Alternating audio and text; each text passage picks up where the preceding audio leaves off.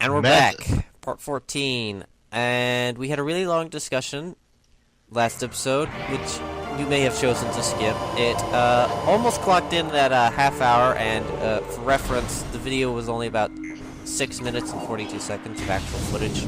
But we suggest that you watch the whole video through and through for a good... So we put out, well, or LJ just kind of silently nods in the background. And to throw in a couple things, like pictures. And pictures. I sort of get out my opinion on what Halo 5 should do. But I'm just one man. Maybe you think my opinion. Maybe you like it. Maybe you think maybe you like my opinion. Maybe you don't. I'm just one man, so I have just one opinion of millions upon millions. Technically 7 billion. But still... But not all of them have any inclination or knowledge of the Halo. But still, it's better than no opinion. So, to get back on the Metroid, which we've sort of been lacking in recent episodes, and yeah, we're getting close to the end. Let's start talking about Metroid exclusively. Let's talk about our sort of like what we did in Halo. Let's talk about our feelings. Yes, our feelings. Yes, we're gonna get very no. Oh, that'd be a first. Let's talk about it. We're getting into the point where we're gonna rate it. So let's talk about it. Let's see, Metroid. Awesome. Just really awesome.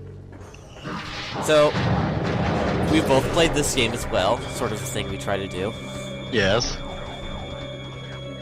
So what do you remember from your first times playing this game? This game what has I like, awesome what I like to go for, because that's usually where we, first impressions are usually our best. Oh yeah, when I was a kid and I first started playing worst. this was my standard for video games. Wrong gun. I'm getting wailed on. Anyway, please ignore the pirates in the background. Yeah, they're just trying to ruin our video, those buttholes. Yeah, they're photobombing. Exactly, those old buttholes. Anyway, this was your standard. That's Yep, where you were back at. when I was a kid, this was standard for video games I'd played. So, you mentioned that you had a Super Nintendo, which I did not, Yes. but not in a 64. Did you? So, did you have a GameCube though? Oh yeah. So, do you have a Wii at the moment? No, Cole, my friend just left it over. So, between me and LJ, we've owned the major consoles, though neither of us own a Wii U. I'm still waiting for a Zelda or Metroid game. Same here. Me, mainly just Metroid. Or Smash Brothers, either. At least I know Smash Brothers actually gonna, well, I know Zelda's coming, but Smash Brothers is the most definitive. Huh. The most definitive thing out of those three. But anyway. So yeah, I owned an original NES, and for reference, I played the 3 games I would mostly play, one of which I can't remember the name, was The Legend of Zelda and the Teenage Mutant Ninja Turtles. And I only remember from The Legend of Zelda, I know I never beat any one of those 3 games, the third of which I can't remember. All I remember is that, for some reason I thought the entire Legend of Zelda was a desert, because all the terrain was brown, and I hate these turrets. Oh. 4 turrets, bunch of bullcrap. Anyway, I remember, I thought the entire world was a desert. This was when I was like 5. But then again, it is all brown. And like, sand brown. But anyway.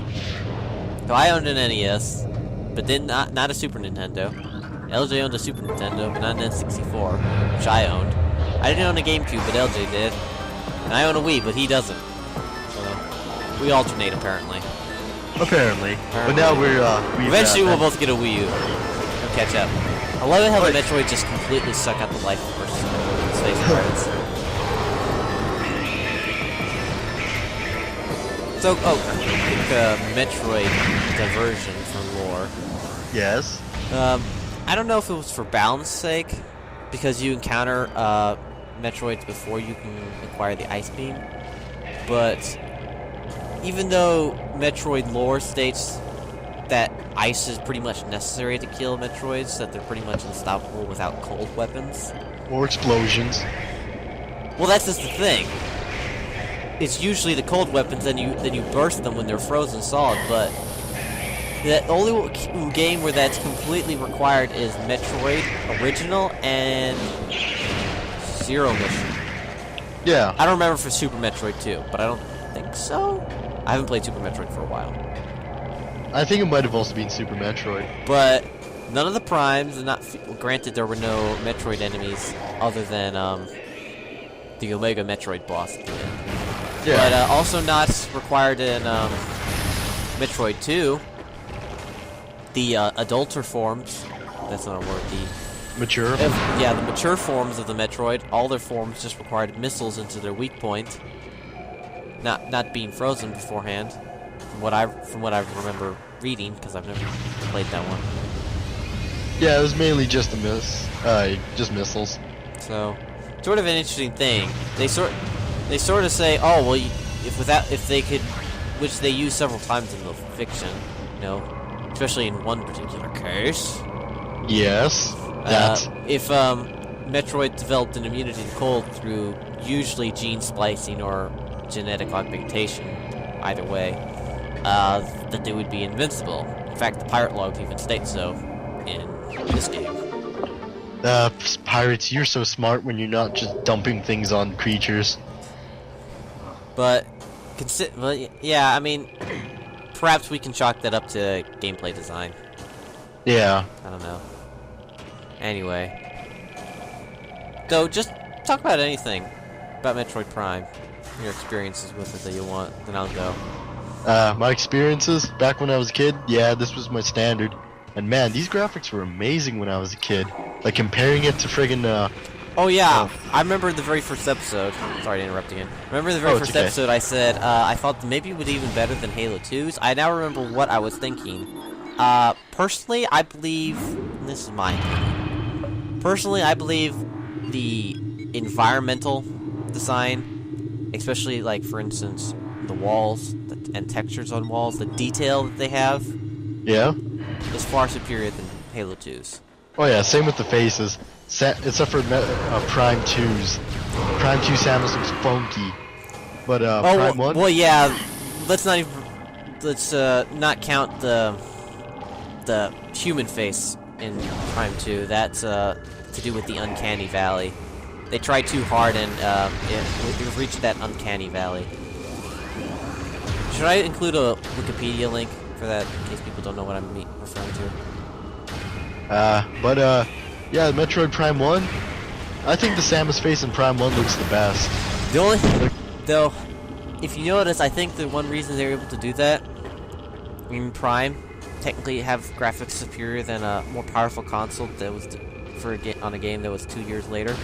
Yeah? Prime has no real skyboxes, for the most part, if at all. No, it doesn't. So, that might be a help. They don't have to put detail into making the sky look pretty, because you really don't see it. Due to the fact that the walls all have to be high enough that you can't get out of them. And you're underground right quite often. Yeah, like, for instance, right here. So, that might help. The world is also actually fairly small. And, yeah, I ran out of power bombs. I don't have any. One jump cut later. Thank you, Thank you, Mr. Editor. Thank you, Mr. Editor, for helping with this moment. Whoopsie. Where was I? My jump cut distracted me. You know, I honestly forget. Oh, we were talking about the graphics. Oh yeah. Also, there's probably, I think to be honest, I think another reason is that each room is its own separate loading file. It is, which is why there's door lag. Yeah, well, it's only noticeable in some rooms which are too large that they don't load by the time you get to the other end. Small rooms, which is why the game has the what somebody called the hallway room design. Yeah. To make it the travel longer, which sounds like a bad thing, but it was kind of required. So that you wouldn't be standing in front of the door as much. You'd still feel like you're going places. See, that's why I say Metroid is a better adventure game than Elder Scrolls. In adventure game, you want to adventure. Well, and having those time screens really just but adventure. that's just a that's a problem RPGs have always had on consoles. Because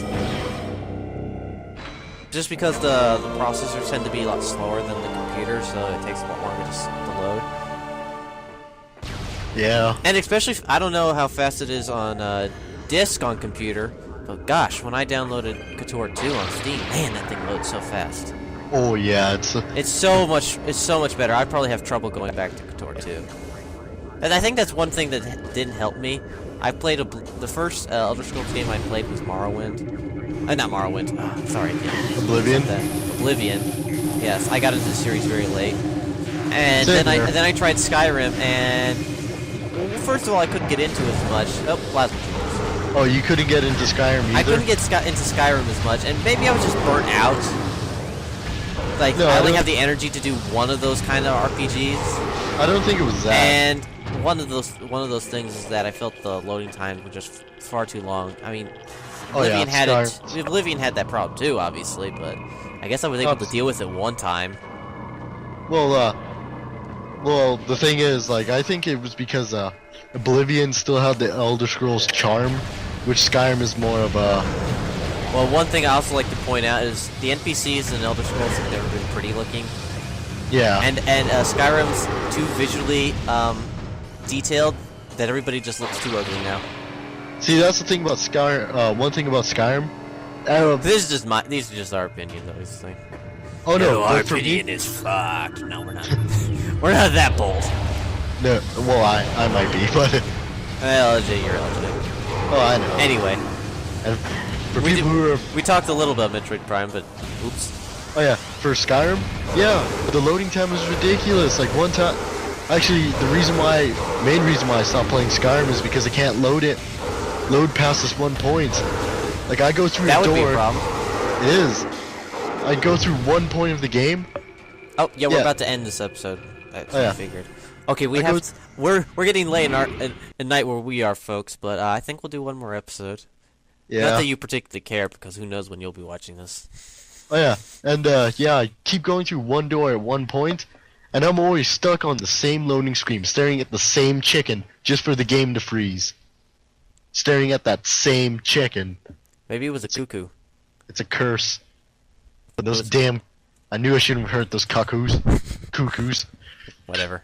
Anyway. But, more ranting next on Dumping Phazon.